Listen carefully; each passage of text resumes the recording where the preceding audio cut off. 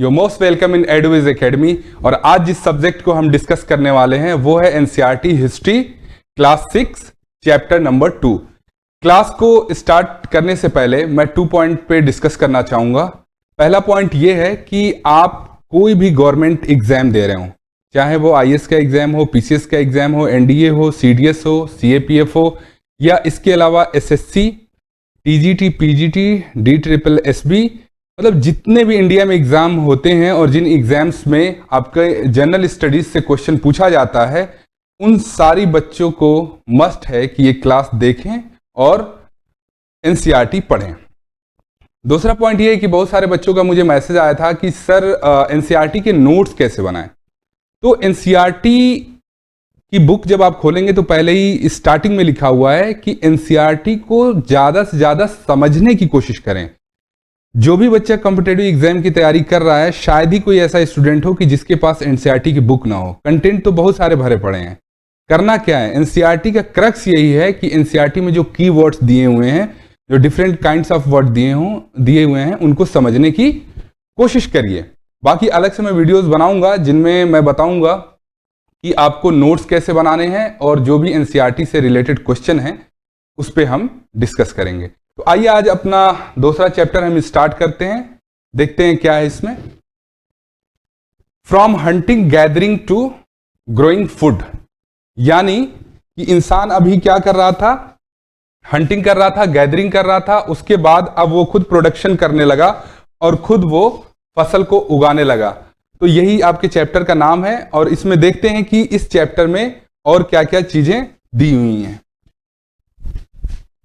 तो यहां बात कर रहा है ये न्यूलिथिक एज की, यानी नवपाषाण काल की। तो नवपाषाण काल से क्या समझते हैं, जो स्टोन एज चल रहा था, स्टोन एज में यानी पाषाण काल में कुछ नई चीजें हुई, ठीक है, यानी नए थॉट्स, न्यू थॉट्स आए, नए विचार आए, ठीक। उसके अलावा पहले से ही वेपन्स वगैरह ये बनाते थे, लेकिन उनमें भी, वेपन्स में भी कुछ नयापन आया। इंसानों के रहने सहने के तरीके में कुछ नयापन आया। एनिमल्स को पालना उन्होंने शुरू किया, आग की खोज हुई, ठीक। तो जो ये न्यूलिथिक एज है उनमें यही सारी नई नई चीजें होंगी, ठीक है। इसके अलावा हम इस चैप्टर में पढ़ने वाले हैं एग्रीकल्चर और एनिमल हस्बेंड्री, यानी कृषि और पशुपालन के शुरुआत के बारे में पढ़ने वाले हैं। तीसरा पॉइंट है बिगिनिंग ऑफ सेटल्ड लाइफ, यानी अस्थाई जीवन की शुरुआत, इसके बारे में हम पढ़ेंगे। फोर्थ चैप्टर है हमारा, fourth point, important archaeological sites and tool, यानी उस टाइम पीरियड पे जो बहुत इंपॉर्टेंट जगहें थी, ठीक है, उनके बारे में पढ़ेंगे। और जो टूल्स इंसानों ने नए नए बनाए, नए तरीके से बनाए, उनके बारे में पढ़ेंगे। वाई पीपल स्टार्ट ट्रेवलिंग, लोगों ने ट्रेवलिंग क्यों स्टार्ट की, इसके बारे में भी हम इस चैप्टर में पढ़ने वाले हैं, ठीक। लास्ट है आग की खोज। तो उस टाइम पे जो आग की खोज हुई थी उसके बारे में हम पढ़ेंगे। ये एक नए तरीके की क्रांति थी। आग की खोज हो जाने से इंसानों को बहुत सारे बेनिफिट मिले। एक तो अब वो खाना जो वो कच्चा खाते थे, चाहे वो गैदरिंग करके खाते हो या हंटिंग करके खाते हो, जब तक उनको आग का नॉलेज नहीं था वो कच्चा ही इन सारी चीजों को खाते थे। तो अब वहां चेंजेस आएगा, वो कुकिंग करने लगेंगे, खाना पका के खाएंगे। आग से उन्हें एनिमल से सेफ्टी मिलती थी। जो केव वगैरह में रहते थे तो जानवरों को दूर भगाने के लिए अपने आप से ये क्या करते थे, आग को जलाते थे। और उसी आग से इन्हें लाइट भी मिलेगी, प्रकाश भी मिलेगा, क्योंकि आज हम जो लाइट बल्ब्स और ये सारी चीजें देखते हैं उस टाइम पीरियड में नहीं थी। तो इंसान रोशनी के लिए रात के टाइम में आग का यूज करता था, ठीक है। और आग से बचने के लिए भी आग का यूज करता था, सॉरी, ठंड से बचने के लिए। तो ये सारे पॉइंट जो हैं हम इस चैप्टर के अंदर डिस्कस करने वाले हैं। तो आइए हम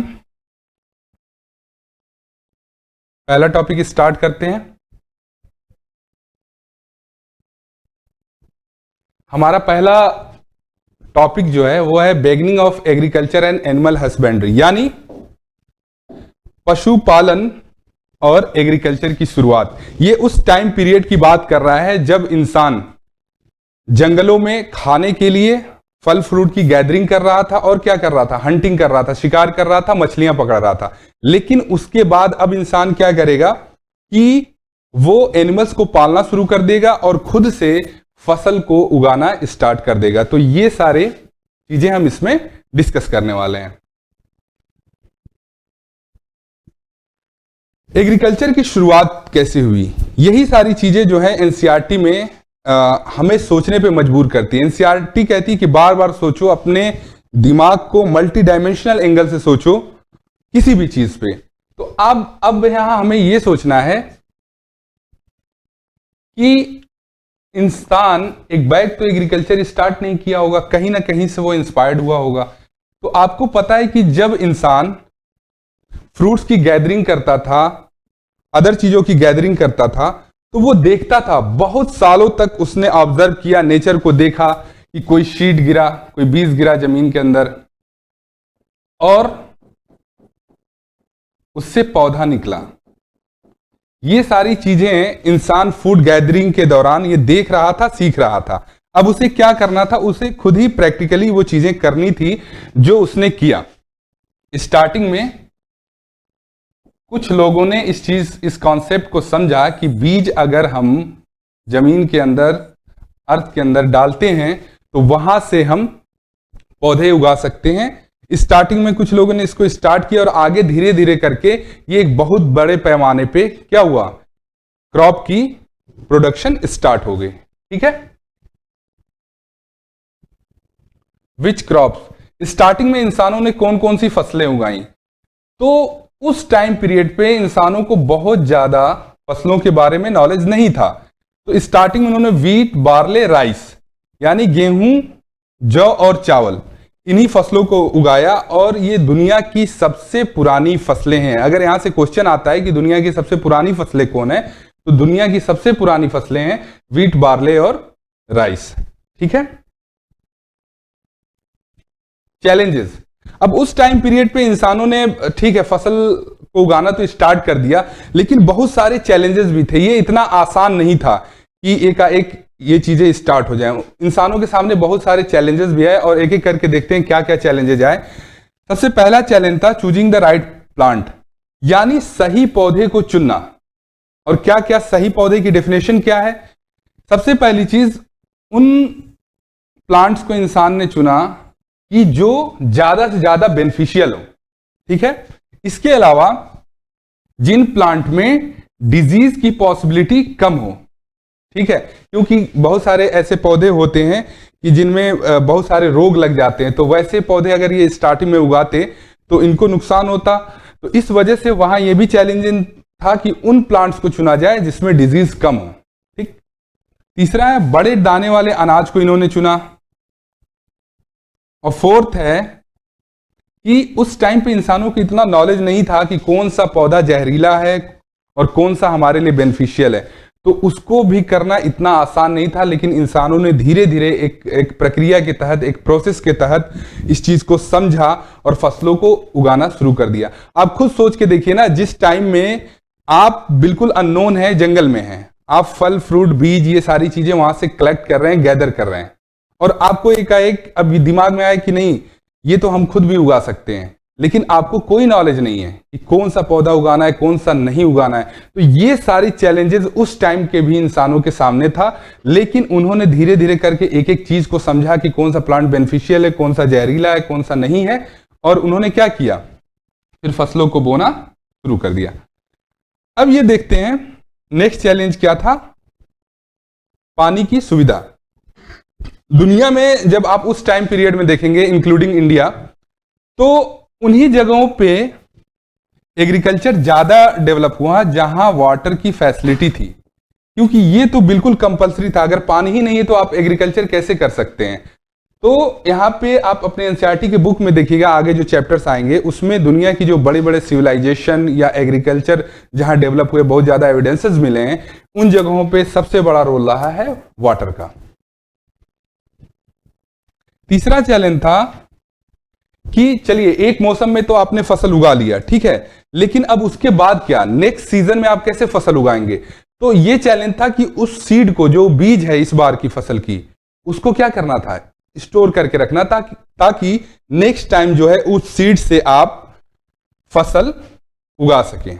ठीक है, अब देखिए एग्रीकल्चर करने का, खेती करने का, यानी फसल उगाने से इंसानों को क्या क्या बेनिफिट्स मिले। तो आइए उन बेनिफिट्स को हम देखते हैं। पहला ये है कि उससे इंसानों को क्या मिला, फूड सिक्योरिटी मिला। अभी तक उनके पास फूड सिक्योरिटी नहीं थी, वो नेचर के ऊपर ही डिपेंड थे और जंगलों में फल फूल इन सारी चीजों की गैदरिंग करते थे, यानी नेचर पे डिपेंड थे। बहुत बार ऐसा होता होगा कि उन्हें खाना मिलता भी होगा, नहीं भी मिलता होगा, बहुत बार उन्हें भूखे ही वो लोग सोए होंगे।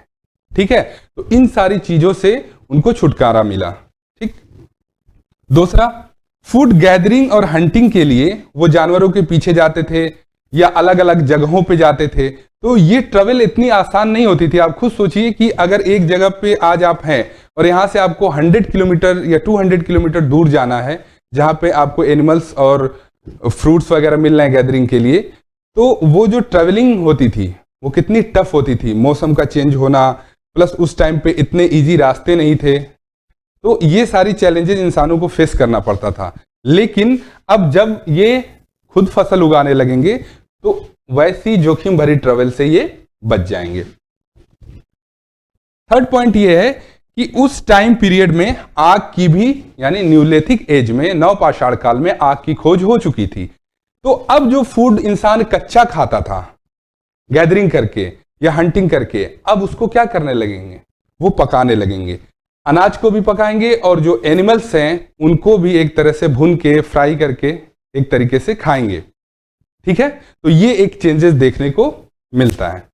तो इस पॉइंट में हमने यही देखा, जो एग्रीकल्चर वाला पॉइंट था, कि इसमें शुरुआत कैसे हुई एग्रीकल्चर की और इंसानों के सामने स्टार्टिंग में कौन कौन से चैलेंजेस आए। आइए अब नेक्स्ट टॉपिक देखते हैं।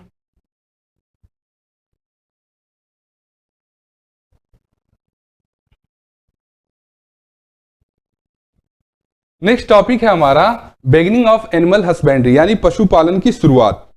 अब इंसानों ने एग्रीकल्चर तो कर लिया, ठीक है, ये दोनों चीजें साथ ही हो रही थी, अलग अलग नहीं। तो उसी के साथ में क्या हो रहा था, पशुपालन भी हो रहा था। अब इंसानों ने एनिमल्स को कैसे पाला, कैसे पालतू बनाया, इसके बारे में इस टॉपिक में हम जानेंगे। तो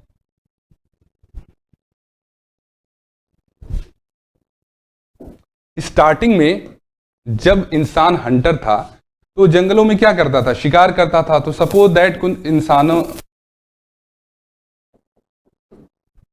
किसी एनिमल को मारा, ठीक है, तो जब एनिमल्स को मार के खाते थे तो बहुत सारे इस एनिमल के टुकड़े जो हैं बच जाते थे। तो उस टुकड़े के लिए बहुत सारे एनिमल्स जो है अट्रैक्ट होके इंसानों के पास आते थे, उनमें से एक कुत्ता भी था।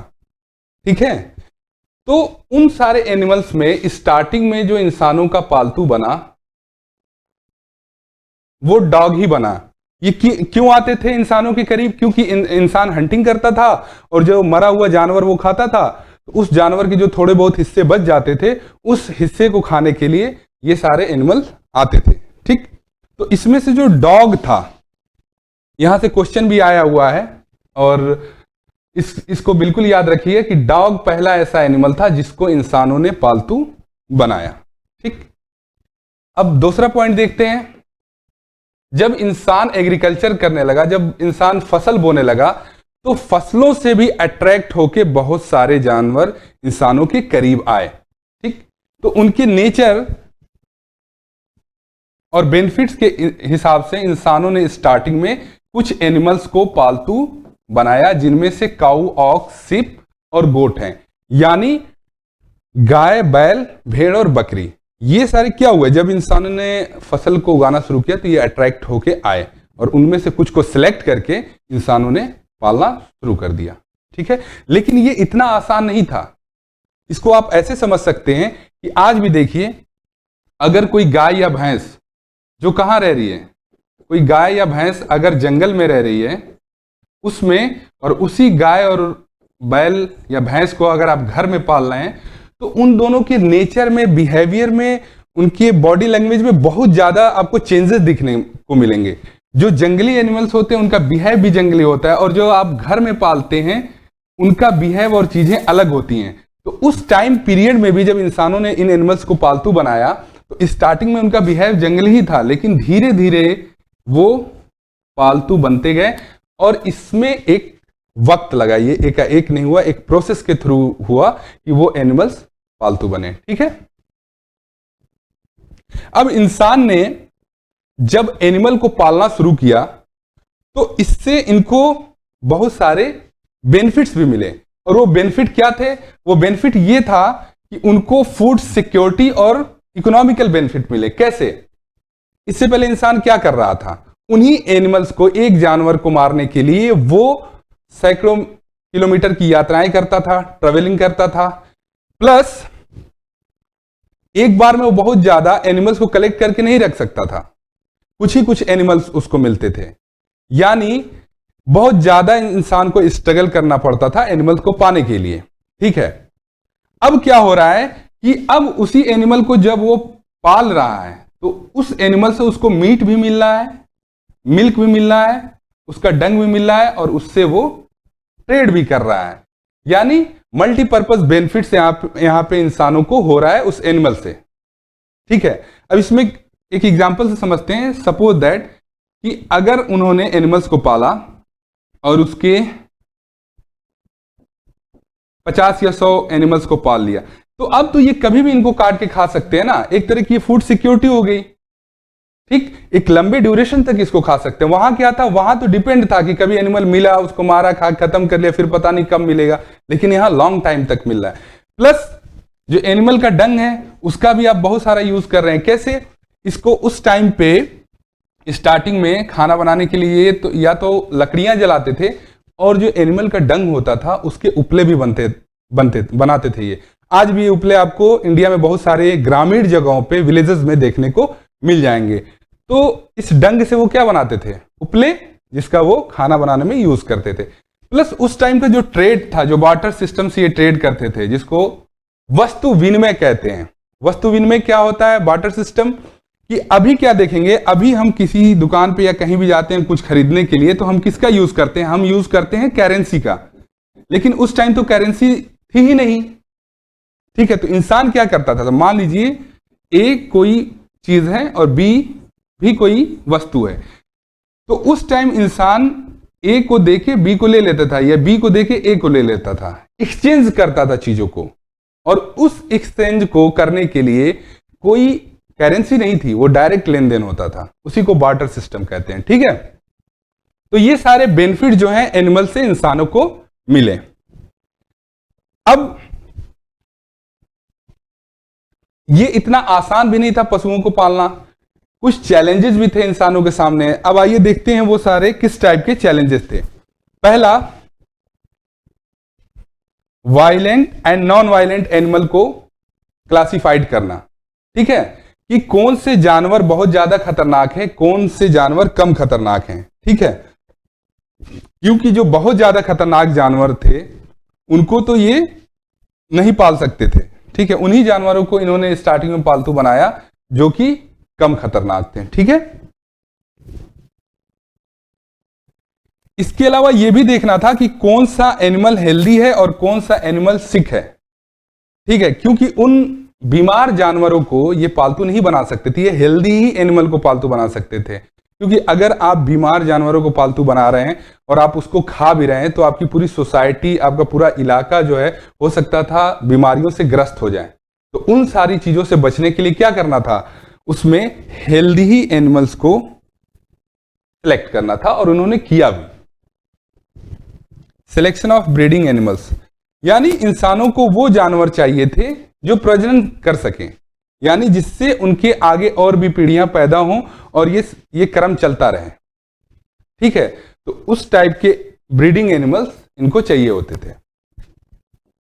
तो इस टॉपिक में हमने क्या देखा? इस टॉपिक में हमने देखा कि इंसान ने कैसे स्टार्टिंग में एनिमल्स को पालतू बनाया, उसके सामने कौन कौन से चैलेंजेस आए, और एनिमल को पालतू बनाने के क्या क्या बेनिफिट थे। यहां से भी क्वेश्चन बनते हैं आपके, ऑब्जेक्टिव भी और सब्जेक्टिव भी। ठीक है,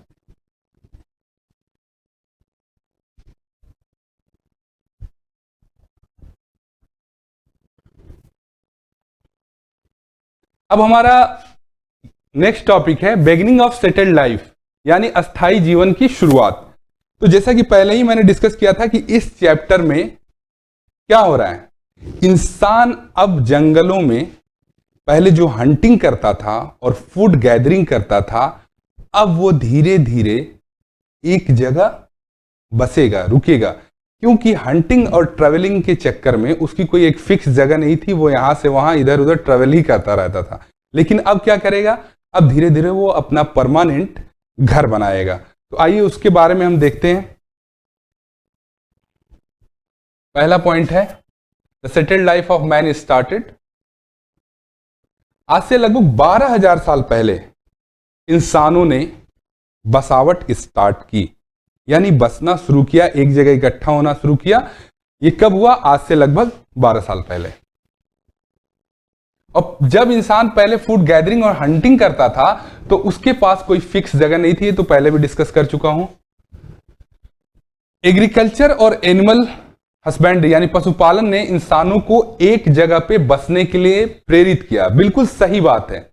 जब आप फसल उगाएंगे और एनिमल को पालेंगे तो आपको मजबूरी में एक जगह पे रुकना पड़ेगा। तो आइए देखते हैं कि कैसे एग्रीकल्चर ने इंसानों को एक जगह पे रुकने के लिए मजबूर किया। जब आज भी आप देखते होंगे अपने आसपास, जब खेती करते हैं तो फसल बोने से लगाए सिंचाई और काटने तक का एक टाइम ड्यूरेशन होता है, यानी एक फसल को तैयार होने में 2 से 3, 4 से 5 महीने तक लग सकते हैं। और उसकी एक प्रोसेस होती है कि पहले आप बीज बोएंगे, फिर उसके बाद उसमें सिंचाई करेंगे, फिर लास्ट में फसल को काटेंगे। तो उसमें जो टाइम लगता है, तो उस टाइम के लिए आपको एक लंबे पीरियड तक एक जगह पे रुकना पड़ेगा, और उस टाइम के इंसानों को भी रुकना पड़ा। ठीक। दूसरा पॉइंट यह है कि अब फसल तो बो दी, ठीक है, लेकिन उसकी सुरक्षा भी करनी होती थी। कैसे? एनिमल से, चिड़ियों से, अदर चीजों से आपको बचाना भी होता था। तो उस चीज के लिए भी इंसान क्या हुआ? एक जगह पे रुकने के लिए मजबूर हुआ। ठीक है। दूसरा है कि एनिमल्स की वजह से इंसान कैसे एक जगह पे रुकना शुरू किया। तो एनिमल, पहले आप एनिमल के लिए इधर उधर भटक रहे थे, हंटिंग कर रहे थे, ठीक है, आप उसको पाल तो रहे नहीं थे। अब क्या किया आपने? उसको पालना शुरू कर दिया। और क्यों पालना शुरू कर दिया? क्योंकि आपको एनिमल से बहुत ज्यादा बेनिफिट मिल रहे थे। इस वजह से आपने क्या किया? एनिमल को पालना शुरू किया। आपको एक तरह की एनिमल से फूड सिक्योरिटी मिल रही थी, और ये तो काम आ ही रहे थे एनिमल। इसके अलावा आगे देखेंगे धीरे धीरे एग्रीकल्चर में भी इंसान एनिमल्स को यूज करने लगा। तो ये जो एनिमल्स थे ना, इन्होंने भी इन रीजन की वजह से इंसान को प्रेरित किया कि आप एक जगह पे रुकें। ठीक। और इंसान, बिल्कुल जाहिर सी बात है कि हंटिंग में गिरावट आ जाएगी, शिकार करने में गिरावट आएगी, और वो आया भी। ठीक है। अब जब इंसान धीरे धीरे सेटल होने लगा, जब उसकी बसावट स्टार्ट हो गई और एनिमल को पालने लगा, एग्रीकल्चर करने लगा, तो अब बहुत सारी चीजों की जरूरत पड़ेगी। कहते हैं ना कि जरूरत ही आविष्कार की जननी होती है। जब जब इंसानों को जरूरत पड़ी, तब तक इंसानों ने टेक्नोलॉजी पे काम किया, उन चीजों को बनाया जिन जिन चीजों की जरूरत पड़ी। तो यहां भी जब इंसान बसावट कर रहा है तो उसे घर की जरूरत पड़ेगी। घर के अलावा उसको बहुत सारे टूल्स और वेपन्स की जरूरत पड़ेगी, बर्तनों की जरूरत पड़ेगी, और उन सारी चीजों को एक एक करके इंसान बनाएगा। तो आइए देखते हैं इंसान इससे पहले क्या कर रहा था। वो इधर उधर एक तरह का नोमैड था, घुमंतु था, इधर उधर घूम रहा था शिकार के चक्कर में। खुले आसमान के नीचे रहता था, केव में रहता था, या पेड़ों पे रहता था। उसके पास कोई परमानेंट अपना घर नहीं था। लेकिन अब उसने घर बनाने स्टार्ट कर दिए। शुरुआत में उसने क्या किया? इंसानों ने हट बनाया, झोपड़ी, ठीक है, रहने के लिए। तो ये किन चीजों की बनी होती थी? उस टाइम पे ज्यादा ऑप्शन नहीं था, तो ये घास फूस से अपनी हट को बनाते थे। आज भी आपको ट्राइबल इलाके में, इंडिया में भी और अफ्रीका, अदर कॉन्टिनेंट में भी आपको इस तरह के घर देखने को मिल जाएंगे। आज भी ऐसे घर एग्जिस्ट करते हैं। तो स्टार्टिंग में इंसान ने इस तरह के घास फूस से घर को बनाया। ठीक। दूसरा, आगे चल के इसमें ये मिट्टी का भी यूज करने लगे, मिट्टी के भी घर बनाने लगे। ठीक है, और कुछ इलाकों में पिट हाउसेस भी देखने को मिले। अब पिट हाउसेस क्या होता है इसको हम समझने की कोशिश करेंगे। इंडिया में ये कश्मीर में मिला है। ये एक गड्ढा खोदते थे और उस गड्ढे के अंदर आप जैसा कि यहां देख सकते हैं स्क्रीन पे, इस गड्ढे के अंदर जाने के लिए सीढ़ियां भी बनाते थे और यहां पे अंदर ये अपने रहने और जो उनके अनाज होते थे उसके लिए रूम भी बनाते थे, कमरे भी बनाते थे जहां वो खुद भी रहते थे और अनाज को भी रखते थे। तो इस पे वीडियोस भी आपको बहुत सारे यूट्यूब पे मिल जाएंगे, डॉक्यूमेंट्रीज मिल जाएंगी, वो जरूर देखिए इस चीज को समझने के लिए।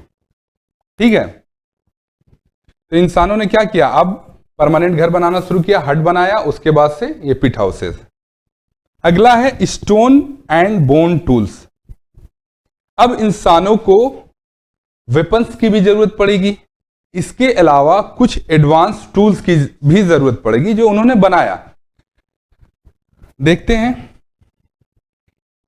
अब क्या हुआ। अब जो उन्होंने वेपन्स बनाया वो ज्यादा धारदार बनाने लगे और उस पे पॉलिश चढ़ाते थे। ऐसा नहीं था कि न्यूलिथिक एज से पहले हथियार नहीं बन रहे थे, लेकिन अब क्या होने लगा, उन हथियारों में, उन वेपन्स में एडवांसमेंट आने लगा, कुछ नयापन आने लगा और उनकी वैरायटी भी बढ़ गई। ठीक है, और उस टाइम पे आपको पता ही होगा कि जो हथियार बनते थे वो पत्थर और जानवरों की हड्डियों से बनाए जाते थे। ठीक है,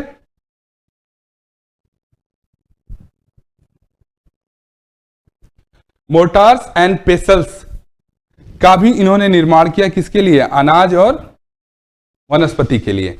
यानी इसको कहते हैं ओखली और मूसल, उसको भी इंसानों ने बनाया। किस लिए, क्योंकि अब उनके पास अनाज आ रहा था तो उस अनाज को क्या करना था, कूटना और पीसना भी था।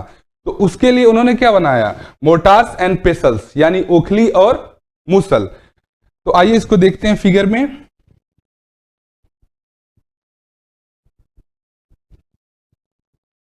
ये कुछ इस तरीके से होता था, आज भी आपको देखने को मिल जाएगा अपने घरों में। ठीक है, लेकिन ये दो तरीके का होता था। पहला वो टाइप है जिसमें जो छोटा होता था, जिसमें मसाले वगैरह पीसने के लिए यूज किया जाता था। तो ये जो नीचे वाला पार्ट है इसको ओखली कहते हैं और ऊपर वाला जो पार्ट है ये इसको पेसल कहते हैं। अब ये किन चीजों से बना होता था, ये लकड़ी का भी बनता था और पत्थर का भी बनता था। ठीक है, जो दूसरा है इसका साइज थोड़ा बड़ा होता था। ठीक है, इसमें वो उस टाइप के, उस समय के जो इंसान थे वो क्या करते थे, अनाज को कूटते थे। तब यही टेक्नोलॉजी थी अनाज को कूटने की। ठीक है, हालांकि अब तो ये बहुत रेयर आपको देखने को मिलेगा, फिर भी आई होप कि इंडिया के कुछ गांव में शायद आपको ये देखने को अभी भी मिल सकता है। तो इसके बारे में जरूर आप YouTube पे देखें, इसको प्रैक्टिकली समझें ये क्या चीजें हैं। वैसे काफी चीजें मैंने इसके बारे में आपको बता दी हैं। ठीक है,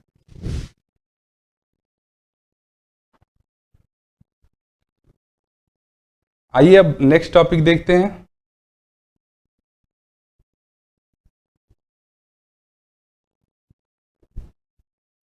यानी important archaeological sites related to farmers and animal keepers. यानी ये उन जगहों के बारे में इस टॉपिक में हम बात करेंगे, वो इंपॉर्टेंट जगह हैं जहां पे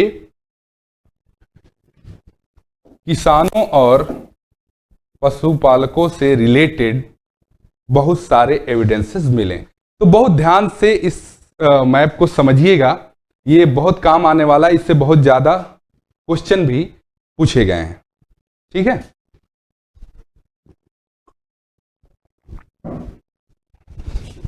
तो आइए स्टार्ट करते हैं। इसमें पहला पॉइंट है मेहरगढ़। मेहरगढ़ की अभी जो करंट लोकेशन है वो है पाकिस्तान में एक स्टेट है बलूचिस्तान, जहां से ईरान का ये बॉर्डर लगता है।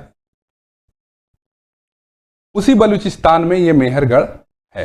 ठीक है, अब मेहरगढ़ में क्या क्या चीजें पाई गई, एक चीज और डिस्कस कर देना चाहूंगा। ये जितनी जगहें हैं या इंपॉर्टेंट आर्कियोलॉजिकल साइट्स हैं, वहां पे कुछ कॉमन चीजें हर जगह मिलेंगी। और वो कौन कौन सी चीजें हैं? एग्रीकल्चर, टूल्स, बोन्स, हाउस, मिट्टी के बर्तन और पशुपालन।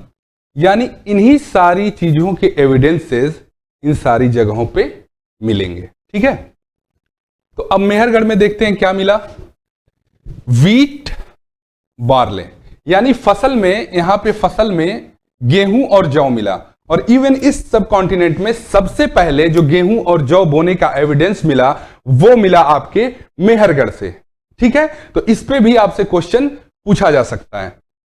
दूसरा पॉइंट है शिप एंड गोट, यानी यहां पे एनिमल्स में भेड़ और बकरी के पालन के भी, उसको पालने के एविडेंसेस मिले। ठीक है, और क्या मिला यहां से? Bone of animal.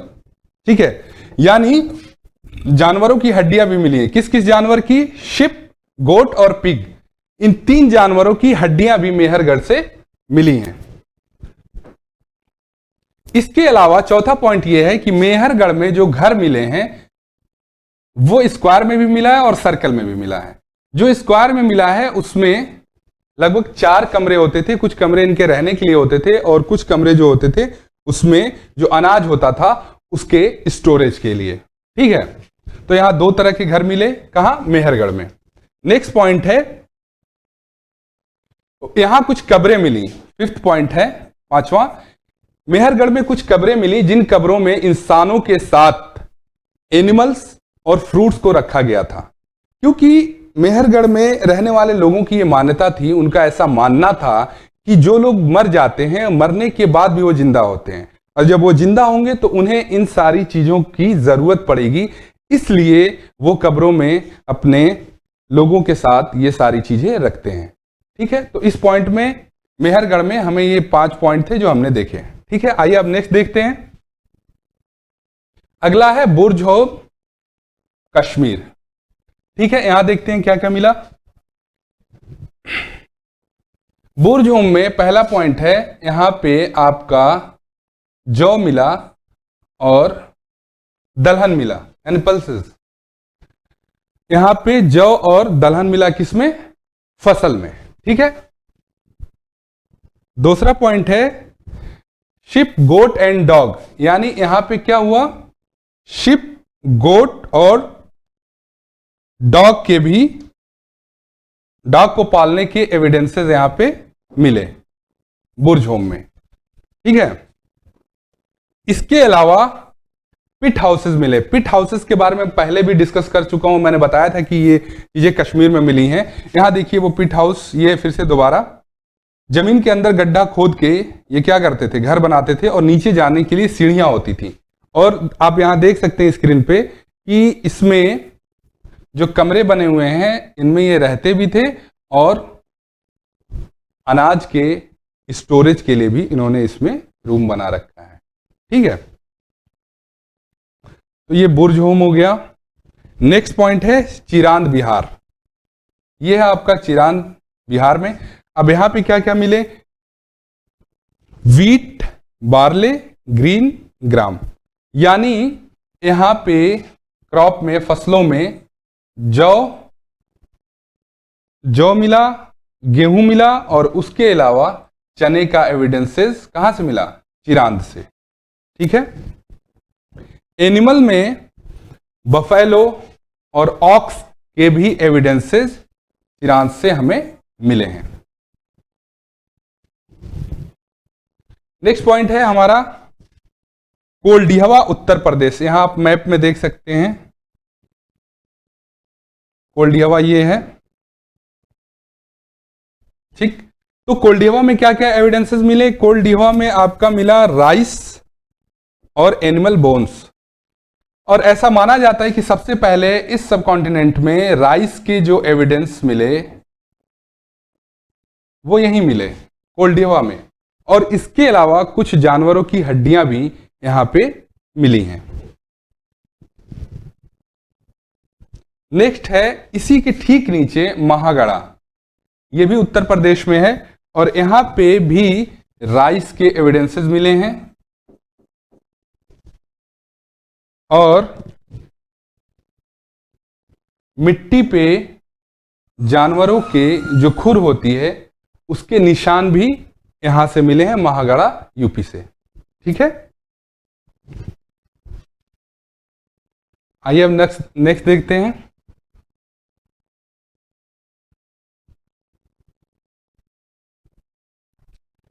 नेक्स्ट जगह जो है वो है दाउजली हेडिंग। ये जगह कहाँ है? ये है असम में, और असम में यहां जो ब्रह्मपुत्र वैली है उसकी पास पहाड़ी पे एक जगह है, ये क्या? दाउजली हेडिंग। अब यहां पे क्या क्या मिली?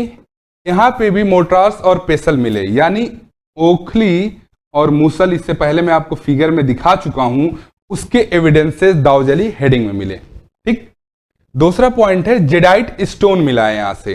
तो वो जेडाइट जो स्टोन मिला है दाउजली हेडिंग में, यहां से देखिए आप, ये चाइना का बॉर्डर है और यहां से म्यांमार है। तो आर्कियोलॉजिस्ट ने ये अनुमान लगाया है कि ये पत्थर जो जेडाइट यहां पे मिला है, या तो ये चाइना से आया होगा या तो म्यांमार से आया होगा। ठीक है, फॉसिल वुड से बने हुए वेपन और पार्ट्स मिले। ये बहुत इंपॉर्टेंट चीज है, इसको समझने की कोशिश करिएगा। ऐसे ही वर्ड्स को एनसीईआरटी बच्चों से ये उम्मीद करती है, स्टूडेंट से, कि ऐसी चीजों को वो बिल्कुल बहुत बेहतर ढंग से कॉन्सेप्चुअली समझें। किसकी बात कर रहा है? Fossil would. ये क्या है? एक तरह का कीवर्ड है। अब फॉसिल वुड क्या होता है? फॉसिल वुड ये होता है कि उस टाइम पीरियड में, स्टोन एज में, जो पेड़ पौधे पत्थरों के अंदर दब गए, चाहे वो जले हुए हों या न जले हुए हों, एक समय के बाद, एक टाइम पीरियड के बाद उनके नेचर में चेंजेस आ जाते हैं। जैसे कोयला क्या है? कोयला भी पत्थरों में काफी लॉन्ग पीरियड तक दबी हुई चीज है। क्या हुआ था? उन लकड़ियों में आग लगी हुई थी, और आज जब आप कोयले को देखते हैं तो कैसा, उसका नेचर कैसा होता है?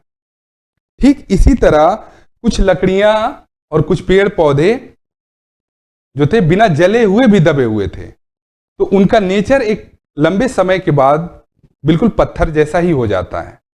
ठीक है, तो ये उसी फॉसिल वुड की बात कर रहा था, जिससे बने हुए वेपन्स और पार्ट्स कहां मिले हैं? दार्जिलिंग हेडिंग में मिले हुए हैं। इसको और बेहतर तरीके से समझने के लिए आपको YouTube पे वीडियोस अवेलेबल हैं आर्कियोलॉजिकल डिपार्टमेंट के, उसमें आप देख सकते हैं कि फॉसिल वुड क्या होता है। ठीक है, नेक्स्ट है अर्नूल, जो कहां है? अर्नूल है आंध्र प्रदेश में। ठीक, और अर्नूल में सबसे पहले राख के ढेर और आग का एविडेंस मिला। यानी राख के ढेर मिले तो सिंपल सी बात है कि वहां आग की खोज हो चुकी थी। तो अगर आपसे क्वेश्चन पूछता है कि सबसे पहले इंडिया में स्टोन एज में आग के एविडेंसेस कहां पे मिले, तो वो एविडेंसेस आपको मिले अर्नूल में। ठीक है, नेक्स्ट है पयमपल्ली। इसके ठीक नीचे देखेंगे तो यहां है पयमपल्ली, और ये कहां है? ये भी है आंध्र प्रदेश में। और पयमपल्ली में क्या मिले? ब्लैक ग्राम और मिलेट, यानी काले चने और ज्वार बाजरे के एविडेंसेस यहां से मिले, पयमपल्ली से। यानी काले चने और ज्वार बाजरे, दो एविडेंसेस यहां से मिले। इसके अलावा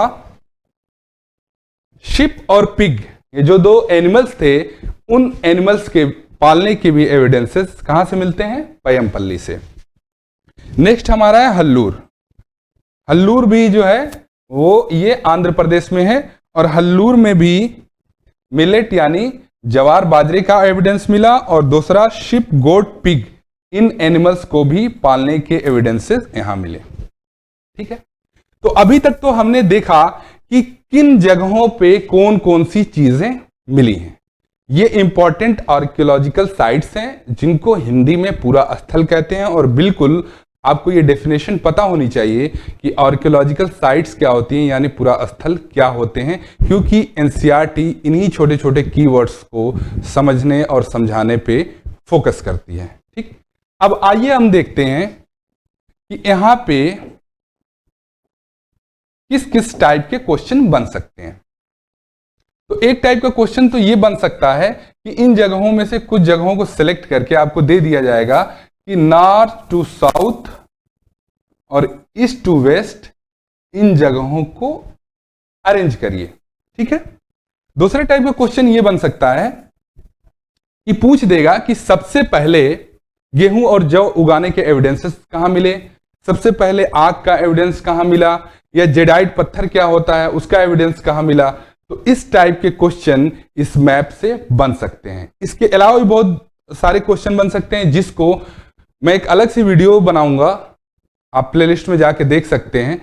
और उन वीडियोस में एनसीईआरटी के हर एक चैप्टर की, ठीक है, हर एक क्लास की कंप्लीट आपको वीडियो का पैकेज मिलेगा जिसमें आप पूरे क्वेश्चन को देख सकते हैं और समझ सकते हैं। ठीक है। आइए अब नेक्स्ट देखते हैं।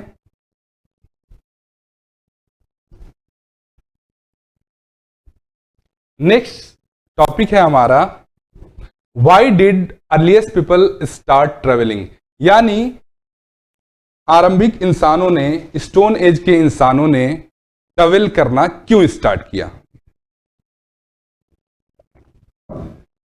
इससे पहले भी इस चीज को प्रीवियस चैप्टर में हम डिस्कस कर चुके हैं, बट इस चैप्टर में, चैप्टर नंबर 2 में इसका जिक्र है तो इसे हम पढ़ेंगे। ठीक है। तो सबसे पहला पॉइंट क्या है कि इंसानों ने आखिर ट्रैवलिंग ही क्यों स्टार्ट की। और ये कब की बात हो रही है कि जब दुनिया में बिल्कुल स्टार्टिंग में जब इंसान आया और अपनी ट्रैवलिंग स्टार्ट की, यानी एक तरीके से कह सकते हैं ट्रैवलिंग की शुरुआत जहां से हुई, और वो क्यों हुई उन्हीं सारे रीजंस को यहां हम जानेंगे। ठीक। तो पहला दे रहा है यहां पे कि रिसोर्सेज के लिए। जैसा कि आपको पता है कि उस समय इंसान डिपेंड था किस पे, नेचर पे डिपेंड था। ठीक है।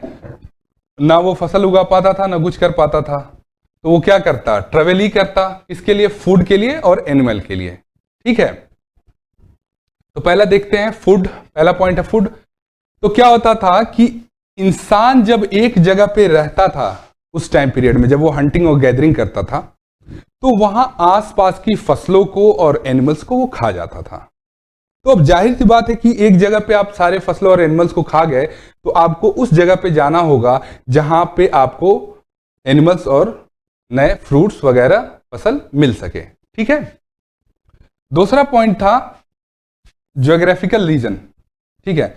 बहुत सारी, ये पहले भी मैं डिस्कस कर चुका हूं, बहुत सारी ऐसी जगहें होती हैं जहां बहुत ज्यादा रिसोर्सेज होता है, यानी वहां बहुत सारे ट्रीज, फ्रूट्स, एनिमल्स, ये सारी चीजें मिलती हैं। और बहुत सारी जगह ऐसी होती हैं जहां ये कम होता है, ये ज्योग्राफिकल रीजन की वजह से होता है। ठीक है।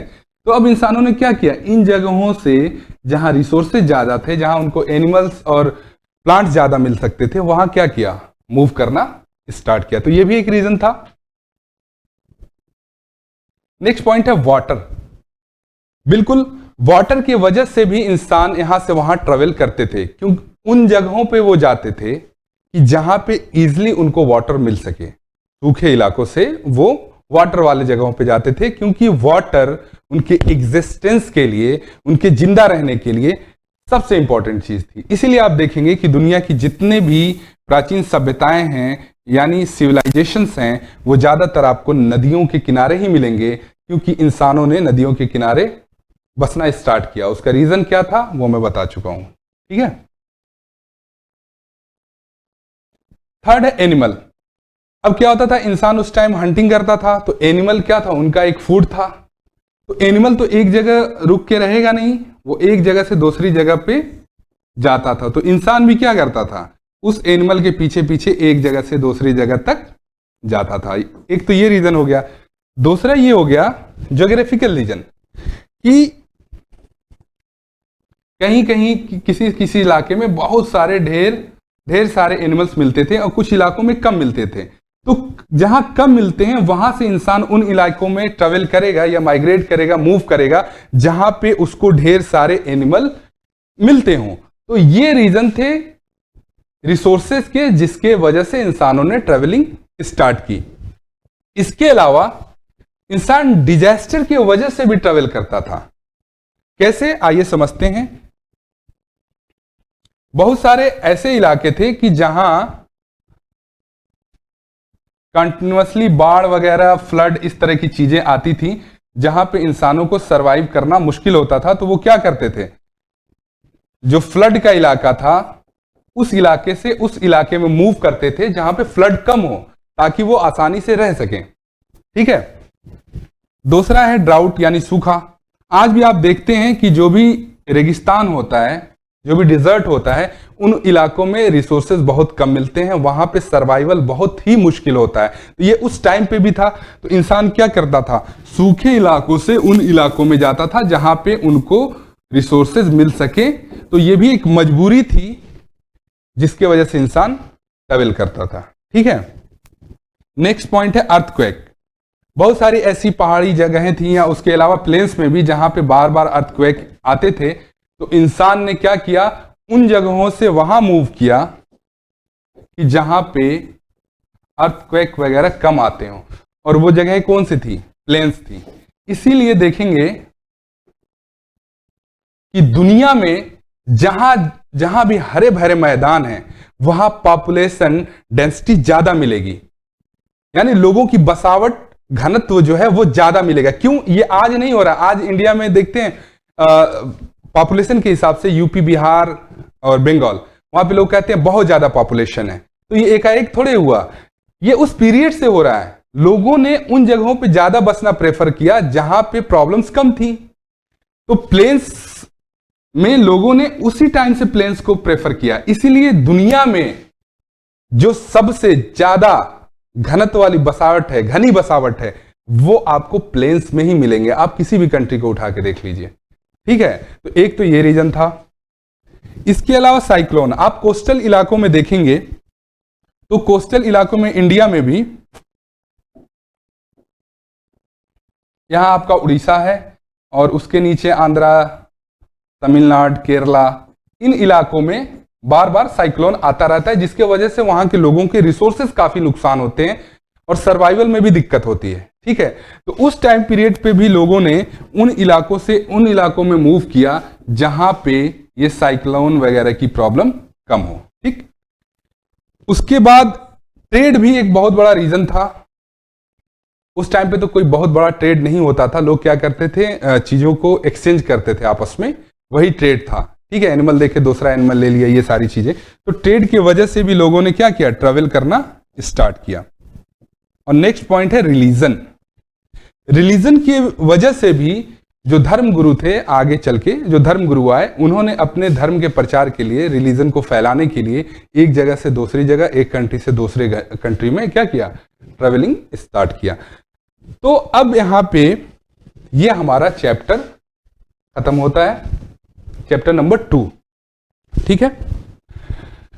मैं उम्मीद करता हूं कि आपने सारे कॉन्सेप्ट बहुत बेहतर ढंग से समझा होगा, पढ़ा होगा, और आपके पास एनसीईआरटी की बुक पढ़ी है, उससे वहां से भी रिवीजन करें और ये वीडियो भी देखते रहें। ठीक है। मैं अलग से आपको एनसीईआरटी के जो क्वेश्चन हैं और एनसीईआरटी से नोट्स कैसे बनाएं, उनका टोटल जो क्रक्स है वो कैसे निकालें, उसके मैं वीडियोस बनाऊंगा। आप हमारे साथ जुड़े रहिए। हमारे प्लेलिस्ट में वो सारे वीडियोस आपको मिलेंगे। इसके अलावा हमारी अदर सब्जेक्ट की भी क्लासेस चल रही हैं एनसीईआरटी में, जैसे ज्योग्राफी, पॉलिटी, उसको भी आप देखते रहें। ठीक है। अलग अलग कोर्सेज चल रहे हैं, आपको हमारे यूट्यूब पे मिल जाएंगे, उनसे आप जुड़ें। इसके अलावा नीचे आपको लिंक दिया गया होगा टेलीग्राम और व्हाट्सएप का, उस ग्रुप से जुड़ने की कोशिश करें, क्योंकि उस ग्रुप में आपको हर एग्जाम से रिलेटेड कंटेंट और हमारे टीचर्स और एक्सपर्ट मिलेंगे। आपकी किसी भी तरह की क्वेरी हो, क्वेश्चन हो, उसको वो सॉल्व करेंगे। ठीक है। Thank you.